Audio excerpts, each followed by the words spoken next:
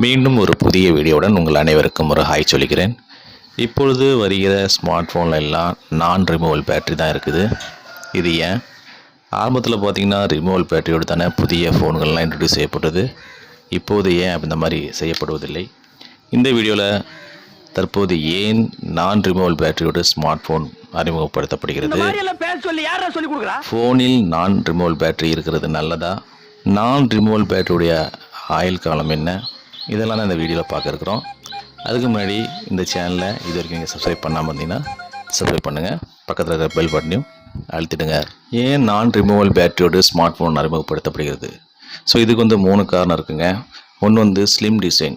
தற்போது அதிகம் பேர் விரும்புவது என்னென்னு பார்த்தீங்கன்னா வெயிட் இல்லாத ஸ்லீக்காக இருக்கக்கூடிய ஃபோன் தான்.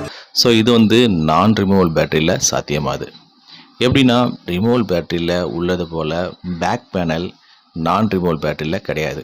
இதனால் ஃபோனுடைய எடை குறையுது. அதே நேரத்தில் பேக் பேனல் இல்லாதனால உள்ள ஸ்பேஸும் கிடைக்கிது. இது மேனுஃபேக்சர் பண்ணுறவங்களுக்கு ஃபோன் ஸ்லீக்காக தயாரிக்கிறதுக்கான ஒரு வசதியை ஏற்படுத்தி கொடுக்குது. ரெண்டாவது, நான் ரிமூவல் பேட்டரி உள்ள ஃபோனு திருடினால் பேக் கவரை ரிமூவ் பண்ண முடியாது. இது ஃபோனை ட்ராக் பண்ணுறதுக்கு ஹெல்ப்பாக இருக்கும். மூன்றாவது, ஒவ்வொரு ஸ்மார்ட் ஃபோனுடைய சராசரி லைஃப்னு பார்த்தீங்கன்னா 24 மாதம். அதுக்கப்புறம் பேட்டரியுடைய எனர்ஜி பொதுவாக குறைய தொடங்கும். நான் ரிமூவல் பேட்டரி உள்ள ஸ்மார்ட் ஃபோனில் பேட்ரி டிஃபெக்ட் ஆச்சுன்னா புதிய பேட்டரியை மாற்ற முடியாது. அப்படிங்கிறதுனால ஃபோன் புதுசாக வாங்குகிற ஒரு சூழ்நிலை ஏற்படும். இதனால் தனித்தனியாக பேட்டரிக்கு ஒரு செலவு அப்படின்ற மாதிரி இருக்காது. ஸோ பழைய ஃபோனை வைத்து கொள்வதற்கு பதில் லேட்டஸ்ட் ஃபோன் வாங்கக்கூடிய நிலை ஏற்படும். ஃபோனில் நான் ரிமூவல் பேட்டரி இருக்குது நல்லதா அப்படின்னு கேட்டிங்கன்னா, ஃபோனில் ரிமூவல் பேட்டரி நீங்கள் நீண்ட காலம் நான் ஃபோனை யூஸ் பண்ண போகிறேன், அப்டேட் வெர்ஷன் எனக்கு தேவையில்லை அப்படின்னு நீங்கள் இருந்தீங்கன்னா உங்களுக்கு ரிமூவல் பேட்டரி உள்ள ஃபோன் ஓகே.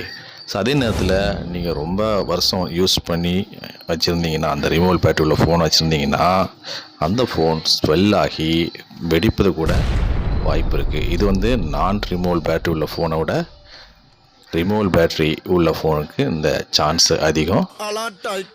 ஸோ நீங்கள் நினைப்பீங்க ஃபோன் ஹேங் ஆச்சுன்னா பேட்டரியை ரிமூவ் பண்ணி திரும்ப போடுறது ரொம்ப ஈஸியாக இருக்கும் இந்த ரிமூவல் பேட்டரி உள்ள ஃபோனில் அப்படின்னு நினைப்பீங்க.